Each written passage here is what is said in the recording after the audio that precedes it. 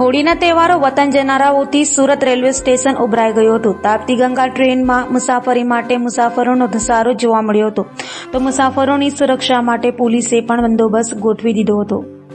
સુરતમાં રોજગાર માટે અન્ય પ્રાંતથી લોકો સુરત આવ્યા છે, ત્યારે હોળી અને દિવાળીએ તહેવારોની ઉજવણી કરવા લોકો માદરે વતન જાય છે। ત્યારે હોળીના પર્વને લઈ સુરત રેલવે સ્ટેશન પર લોકોની ભીડ જોવા મળી હતી।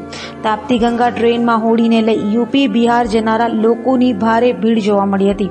હજારો લોકો ટ્રેનમાં વતન જવા રવાના થયા હતા, ત્યારે કોઈ અઘટિત ઘટના ન બને તે માટે પોલીસે પણ બંદોબસ્ત ગોઠવ્યો હતો।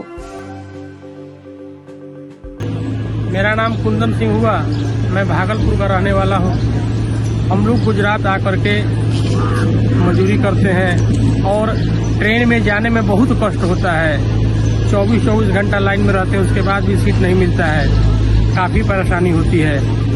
इसलिए मोदी जी से, प्रधानमंत्री जी से निवेदन है कि भागलपुर के लिए सूरत से डेली ट्रेन देने का कृपा करें। उसमें नहीं, हम लोग डायरेक्ट गाड़ी में मतलब भागलपुर ही उतरेंगे तो इधर मतलब बदली करना पड़ता है ना, इसलिए और दिक्कत होता है। इसीलिए मतलब हम लोग डायरेक्ट गाड़ी से जाते हैं।